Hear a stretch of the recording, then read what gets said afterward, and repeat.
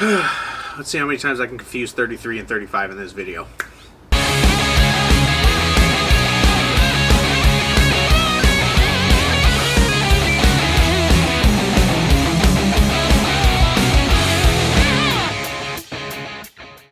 Hey, what's up guys? Welcome back to another episode of Dirtnation Off-Road. So today what we have for you is the video that people have been asking about the most since our 10K special.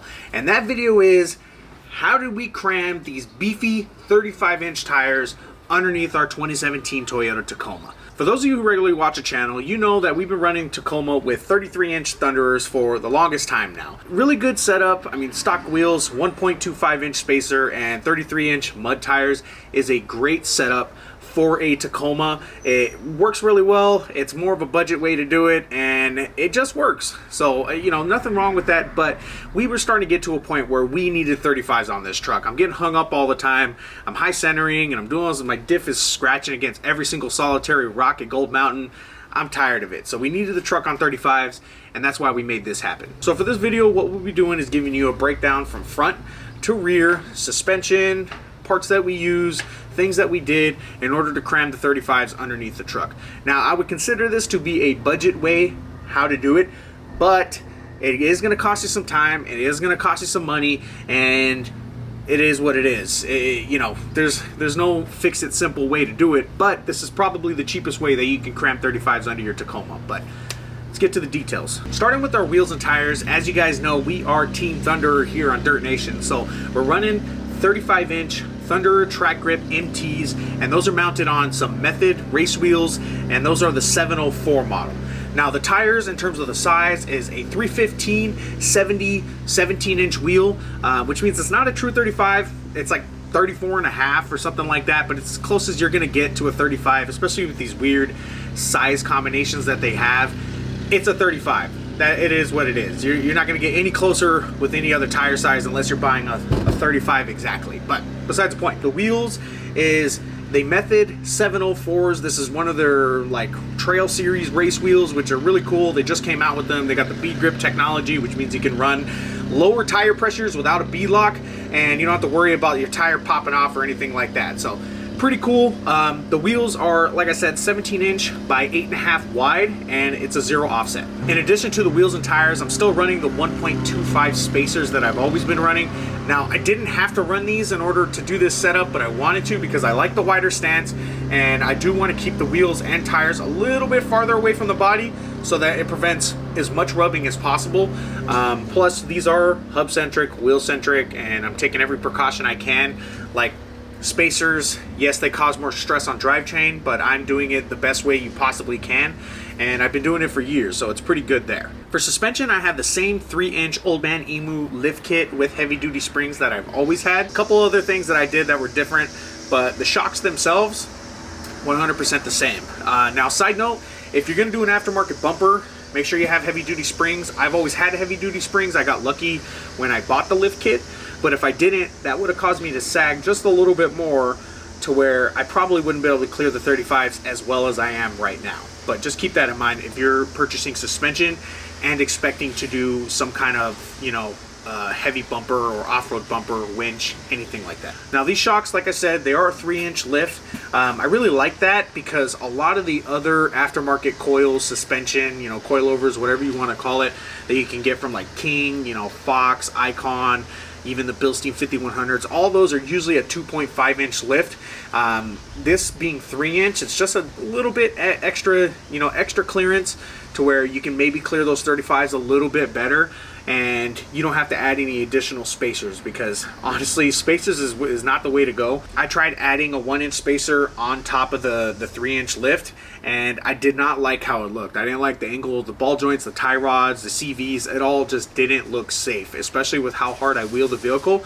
So I would recommend, if you have the 2.5-inch lift already, keep it at that. You might have to cut a little bit more, you might have to do some other things, but run with what you got. 2.5-inch, if you can go up to a 3-inch, do that, but don't go any higher than that, because then you're stressing stuff out a lot, and that's when you risk major breakdowns. My upper control arms, the exact same Dirt Kings that I've been running for a long time now, and those are really good. You know, the ball joint and the bushings are all replaceable. I'll link the video below where we've replaced our ball joints, but we're gonna keep running these until they bend or break on us. They've been great to us, so no complaints there. But that's it for the suspension component. Pretty much everything, like I said, is the same as when we ran 33s. We just did some additional things to clear those 35s, and we'll get into that now. First off, now, I don't know if this helps with clearing 35s, but it's something that I did since putting them on the truck, so I'm going to mention it, and that is a sway bar. I did take off the sway bar for a little bit more flex, a little bit more, you know, a better ride and everything like that.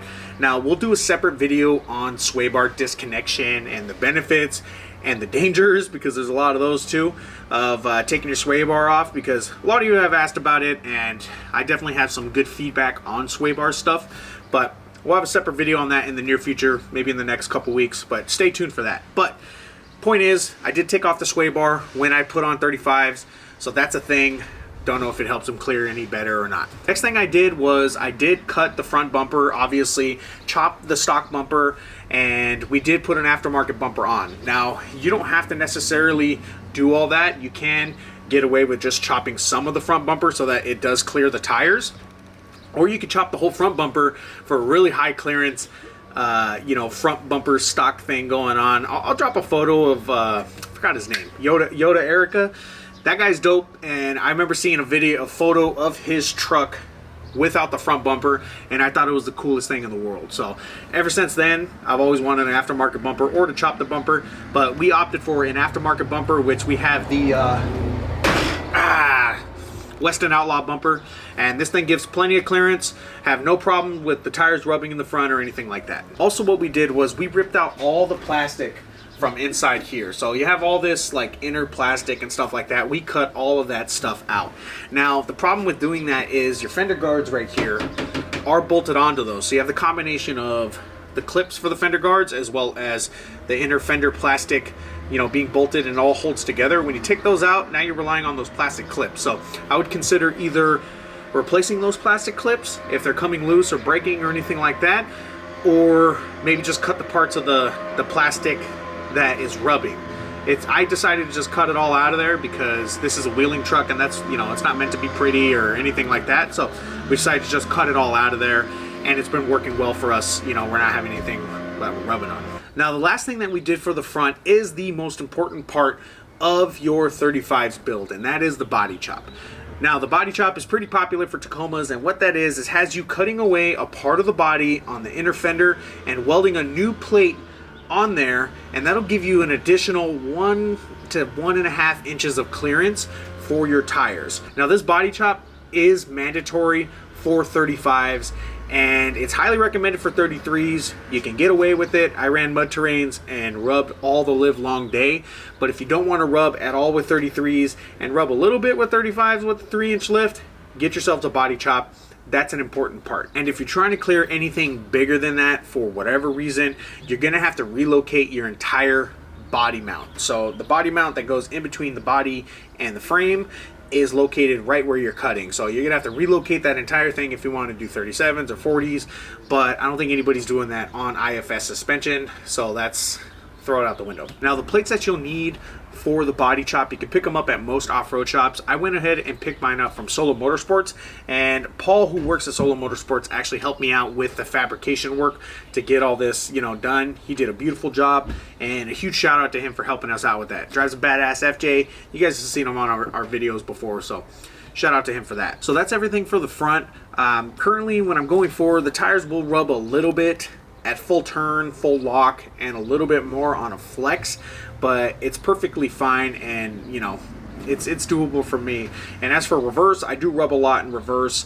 I just take some extra precautions when I'm reversing, but the vehicle's still drivable, so no biggie. Now for the rear, obviously we have the same wheels, tires, and wheel spacers that we have for the front. That's a gimme. The shocks that I have is the Bilstein 5100s. Now, I used to have the Old Man Emus that matched the front suspension that I have, but I ended up breaking a shock in Baja, and you guys have already seen that story. So I opted to get 2 new shocks, and I went with the Bilstein 5100s because they were cheaper, and I saw a lot of good reviews on them. So, and they do work really well, and they work really well for this setup too.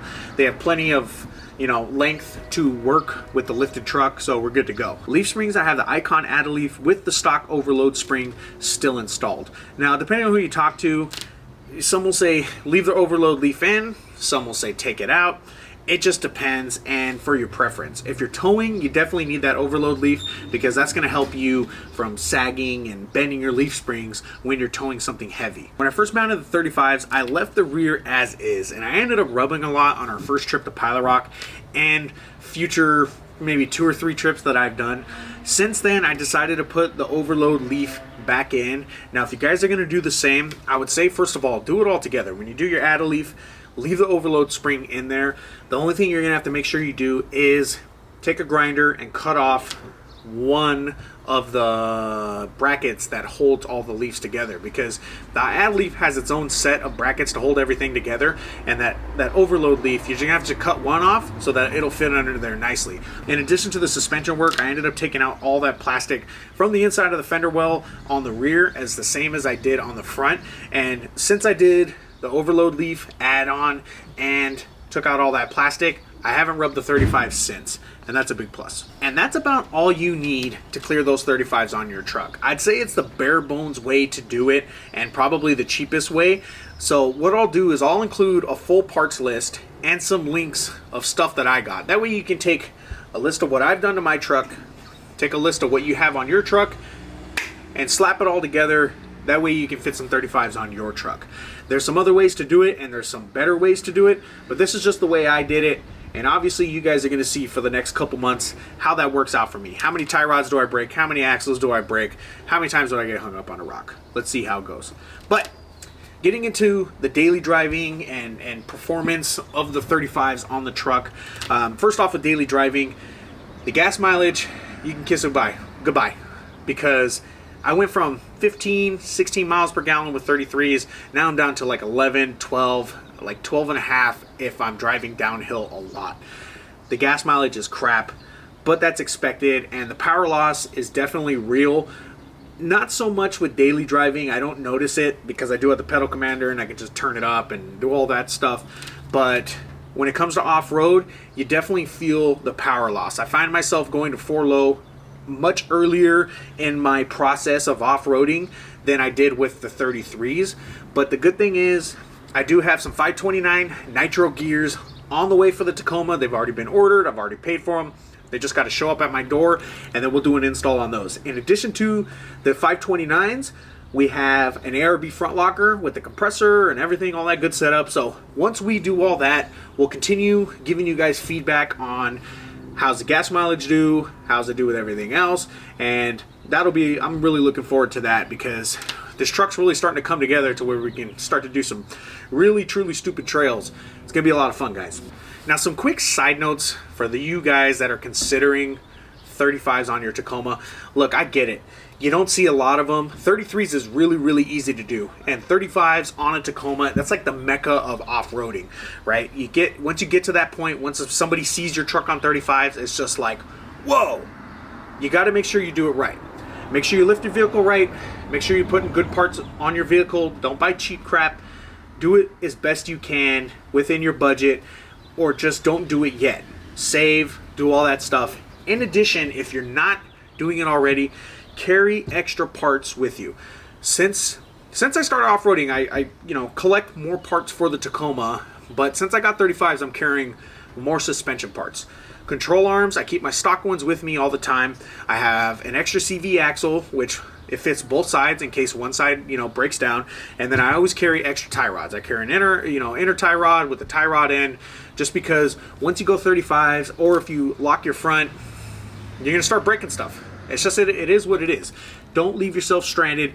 Make sure you're getting all the stuff you need. It's gonna cost money, it's gonna cost time, but it's for the better, because it's gonna cost you less later when you party too hard. But that's it for the video. I want to thank you guys for watching. Make sure to subscribe to the channel. Follow us on Instagram, Facebook, YouTube, and Patreon. Also, side note, if you have any questions about what we did to the Tacoma with 35s and any future questions, make sure to shoot a comment below. But that's it, guys. Thank you. We'll see you again next time.